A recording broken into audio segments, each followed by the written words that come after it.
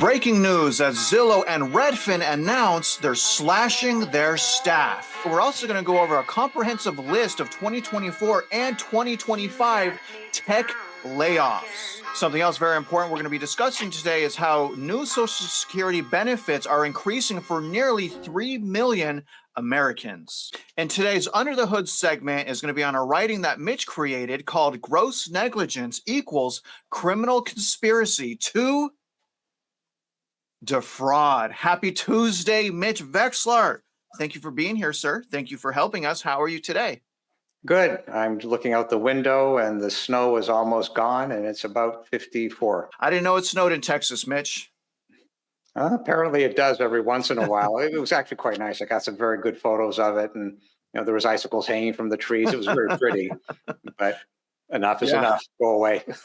Yeah, when I take pictures here, it's full of mosquitoes. But let's get started right now. Let's talk about Zillow and let's talk about Redfin. This is from GeekWire. Zillow makes job cuts after reorganizing agent software and advertising teams. This came out January 10th at 1:31 p.m. Seattle-based real estate company Zillow Group laid off an unspecified number of employees, the company confirmed Friday.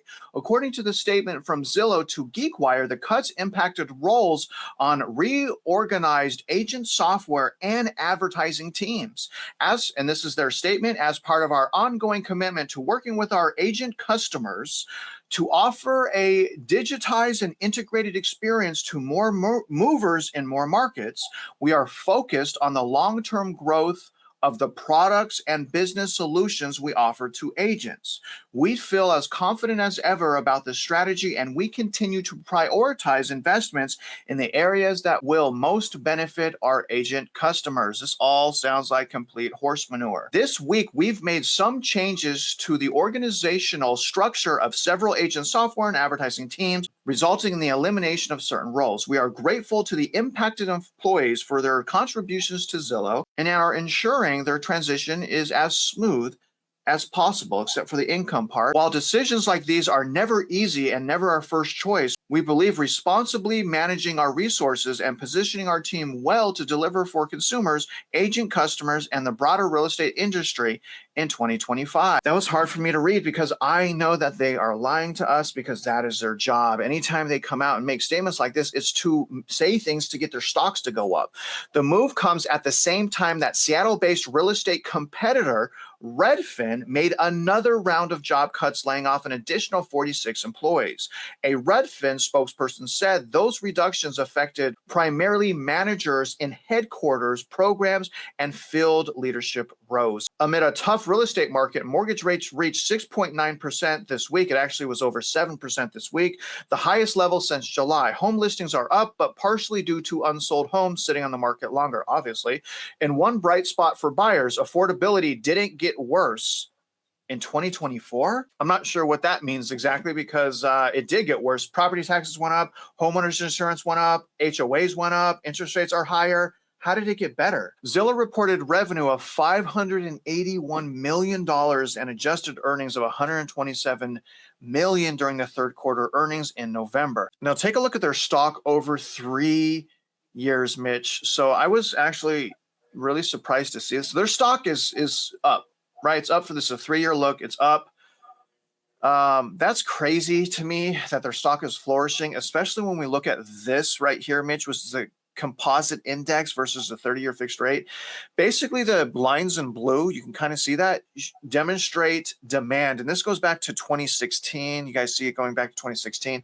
Basically, what it's showing is demand is in the gutter. It's essentially a dumpster fire. And the real estate industry is probably not going to get any better anytime soon. Unlike Zillow, Redfin was never able to rebound after 2022. You guys see their 3-year chart right here. So it looks like Redfin is floundering, while Zillow is not. 2024 and 2025 tech layoffs. Now, this is very interesting because I want to show you guys how it starts. Now, December had, and this is tech layoffs. Okay, so we're only talking about tech layoffs.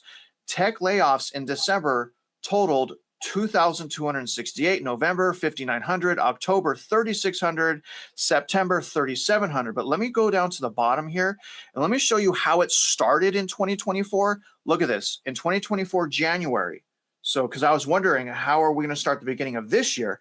In January of 2024, there were 34,000 tech layoffs. So what's going to happen this January? I do not know. And look at February. February was also horrible at 15,600 layoffs.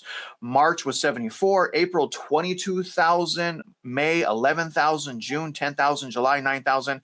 And another massive one here in August at 26,000. Now let's look at January of 2025. Alltrust, Aqua Security, Solar Edge Technology, and Level. Not to mention Microsoft, Boeing, and Amazon have also announced that. Mitch, my question for you is how would a company, specifically like Zillow, and then we'll go into the tech as well, but how would a company like Zillow expect to rebound given that the real estate market is in such turmoil?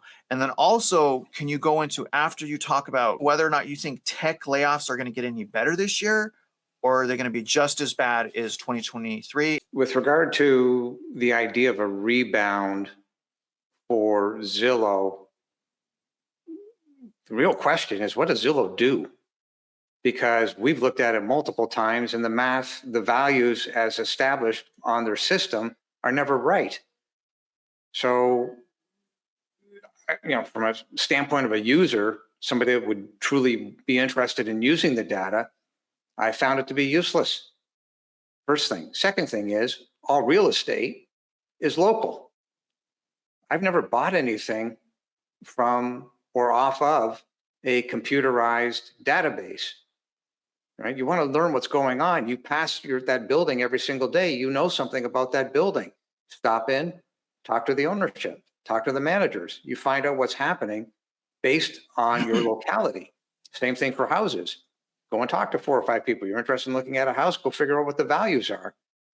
Could it be that Zillow picks up their information from the central appraisal districts and then runs some sort of algorithm on top of it to spruce it up, make it look a little better? I don't know. All I do know is all real estate is local, and I have a hard time understanding how the stock price is pumped up when the value received by the person that's using it is highly suspicious, and that shows up in Redfin's value. So there seems to be a dichotomy between these two, and I haven't studied Zillow's share price and that kind of thing, or if it's liquid or if it's got options, but it may be worth looking into something there. I heard so many rumors back during lockdowns on how, especially like younger adults, purchase real estate without even looking at it. You can't purchase real estate without looking at it. It's a huge lifelong investment, and you can't, you got to go there. What if the neighbor has a dog? What if there's a train track, planes over, flying over? What if this house smells like cigarettes or cat urine, right? Like, don't buy freaking real estate online. Now, Mitch, can you also go into, and we just made a video on how AI is potentially going to cause 41% of companies worldwide to start doing layoffs. Do you think that the tech layoffs are going to be worse this year, knowing and understanding that in 2023 and in 2024, it was murder? It was murder in the tech industry. So do you see that getting worse in 2025? Bad, the same, better? How do you look at that in 2025?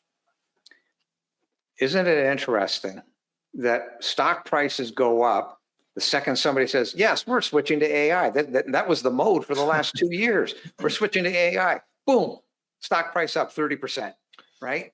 Yes. Now AI is being used as the poster child to get rid of people.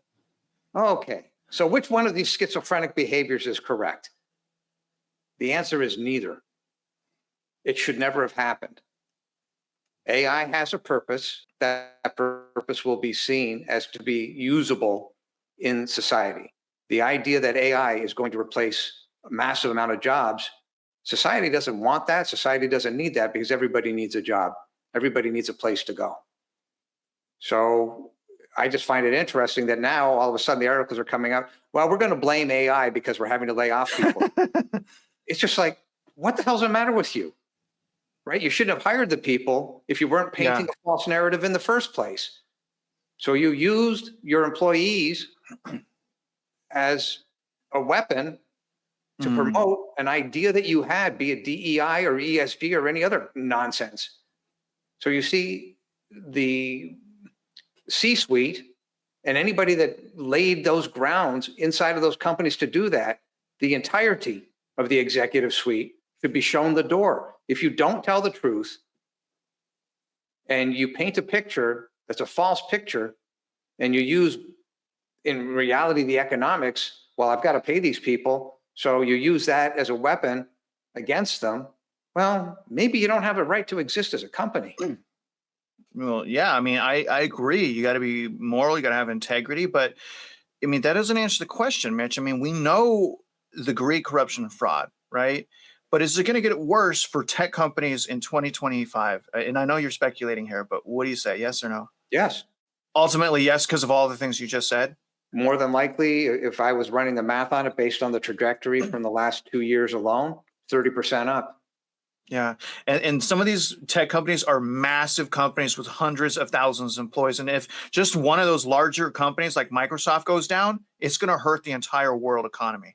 Now, Mitch, let's shift now to the Social Security increase that is potentially affecting 3 million Americans. From CNBC, I thought this was important. We're always talking about employees and self-employment, but we don't really talk too much about people that are on a fixed income, which is the biggest at risk of periods of inflation. Correct me if I'm wrong on that, Mitch.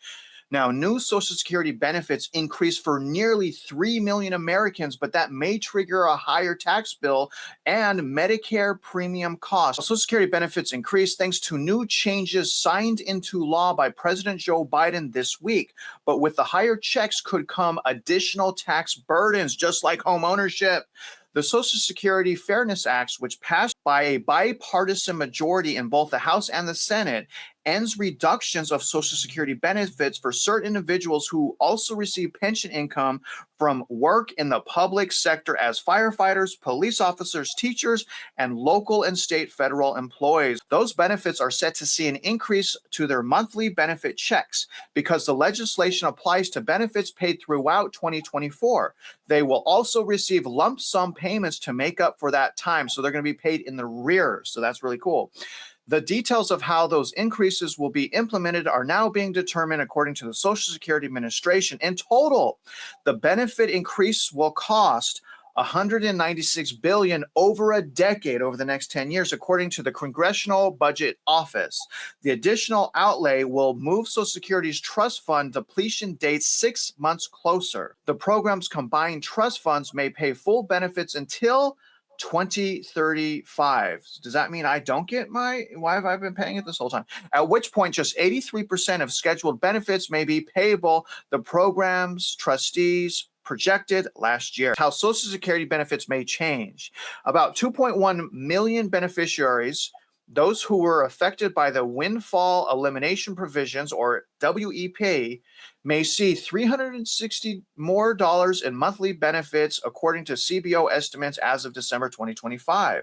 The WEP, which has now been eliminated, reduced Social Security benefits for workers who also had pensions or disability benefits from jobs they did not pay Social Security payroll taxes for. So that doesn't seem fair to me, but okay. Additionally, about 380,000 spouses would see average monthly benefit increases of $700. That's good.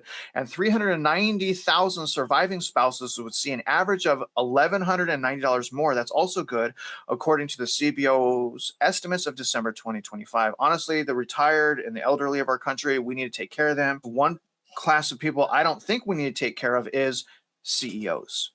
Those beneficiaries were affected by the now defunct Government Pension Offset, or GPO, which reduced Social Security benefits for spouses, widows, and widowers who also receive their own pensions from public sector work. Imagine losing your spouse and then the government taking away that money. Imagine that for a second. So you have this tragedy, and now you lost a whole bunch of money. That's the type of government that we have, you guys. That's absolutely disgusting. Let me just read this bottom part here. Beneficiaries could see higher taxes on benefits. Social Security beneficiaries may have their benefits taxed if their income falls over certain thresholds. So you guys are going to want to make sure to look at those thresholds.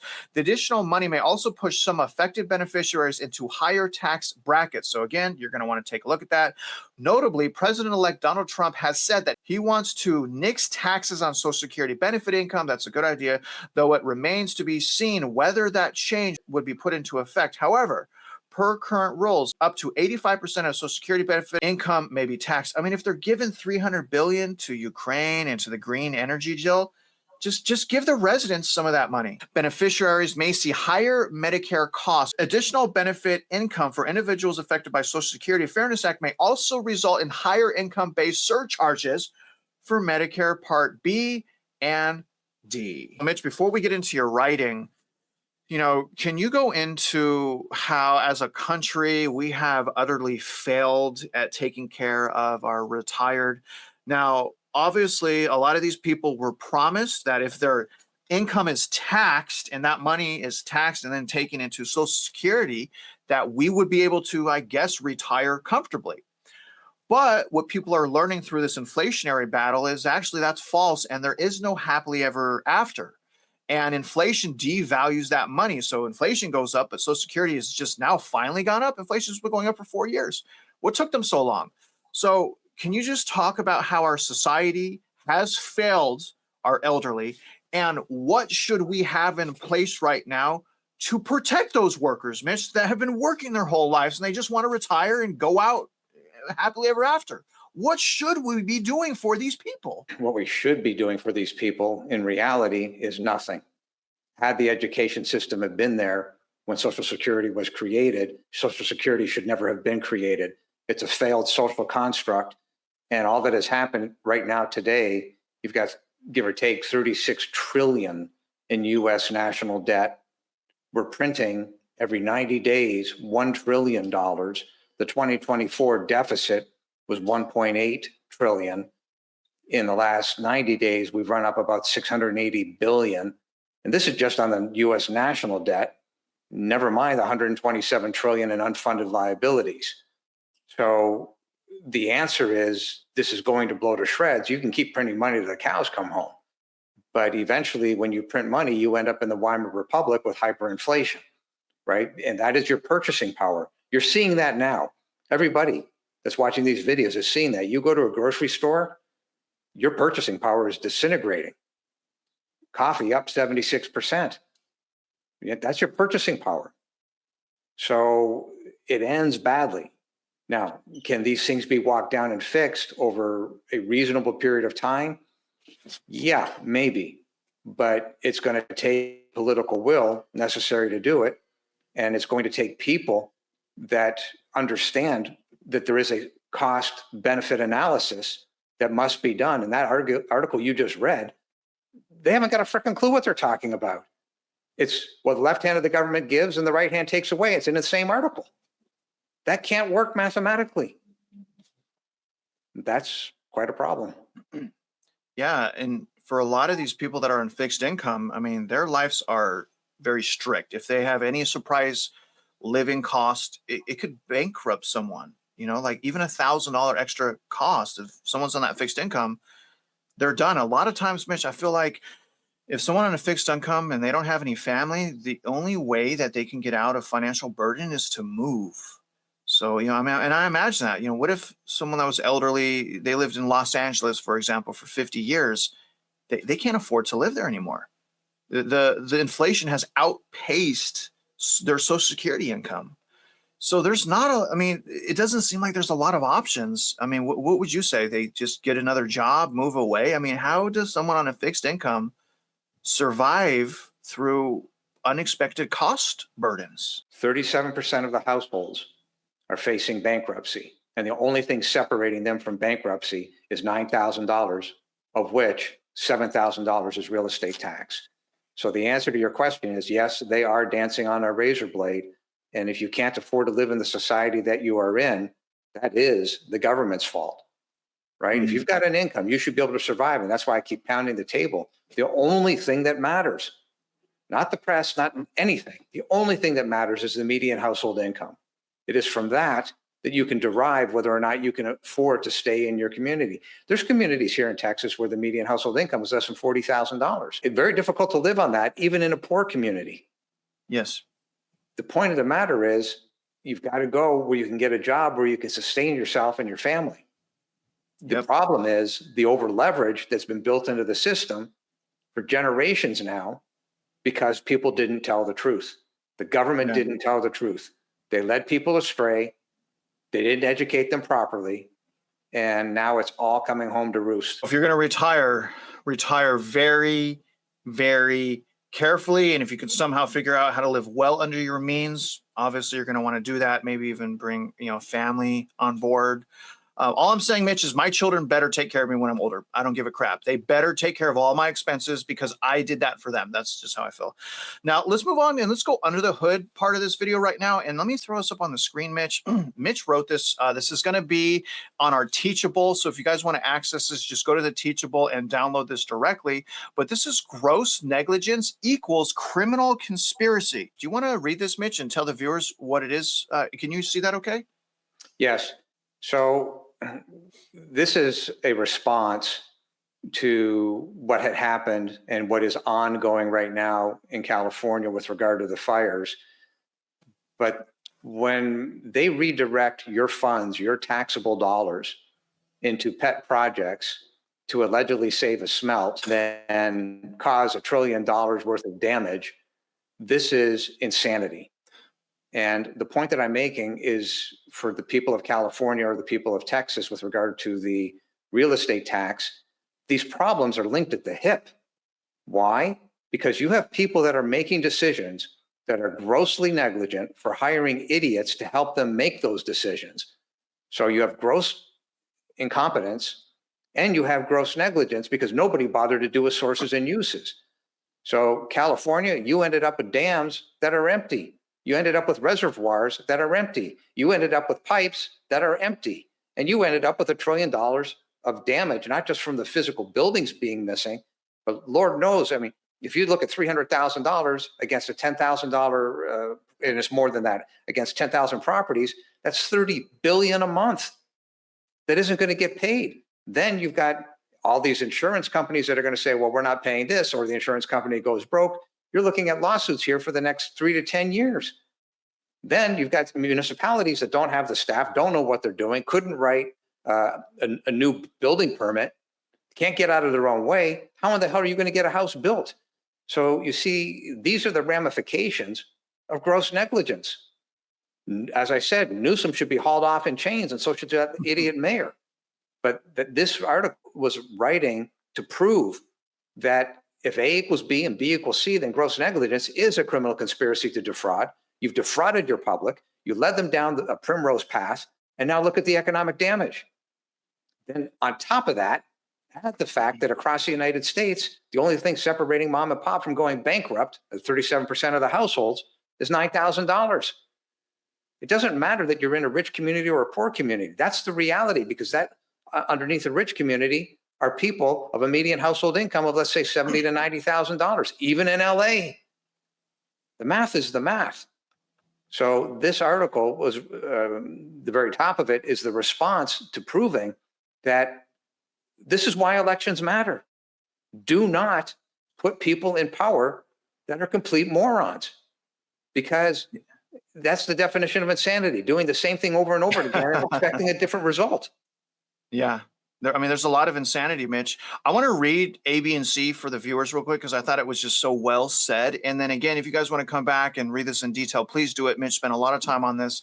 Now, gross negligence equals criminal conspiracy to defraud. A, legislators who hire people to write bills, that's intent, involving finance who know nothing about the math or median household income or the laws, which results in equity stripping of the property owners for which pet projects and selective enforcement are derived, equals gross incompetence equals volatility, which volatility can also be measured by standard deviation. I won't go there, but thank you for teaching me that, Mitch.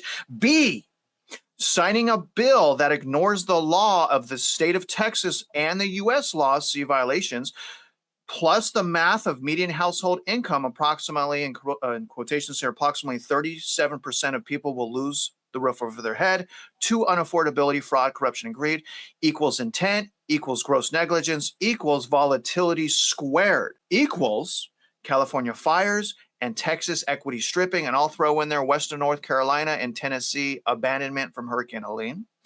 And C is criminal. So if A equals B and B equals C, then A equals C. Gross negligence created the criminal conspiracy to defraud. Mitch, I think that's absolutely wonderful. And I will say once again to the viewers, I hope you guys have been following along for the last 2 years, because the amount of growth and comprehension that has gone through this channel over that amount of time has been astonishing. I really don't think any other channel has this type of breakdown, Mitch, and that is a huge part of you, and I really appreciate that. Some of the things that I get from you teaching us is, number one, how bad the pensions are, right? The pensions are probably gone. Number two, just how much assets are leveraged up. And then number three, I didn't realize that the jurisdictions, municipalities, the taxing jurisdictions were backing into value. I just thought they were stupid, right?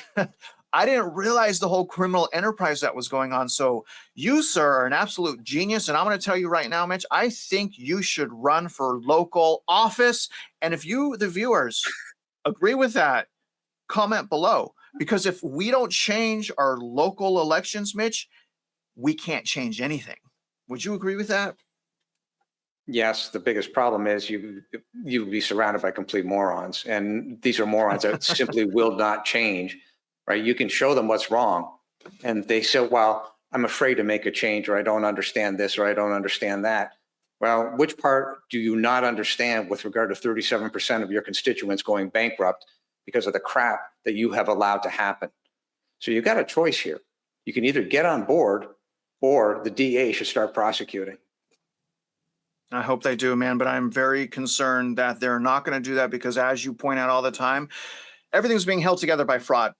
If they start arresting people, not only were they going to arrest people, they're going to potentially start a recession and depression. Think about that. The problem is it's a violation. What they're doing actually violates. In that document you just saw, there's a quote about halfway through. It literally, these decisions that they're making violate federal law. And when you violate that law, that is a federal law.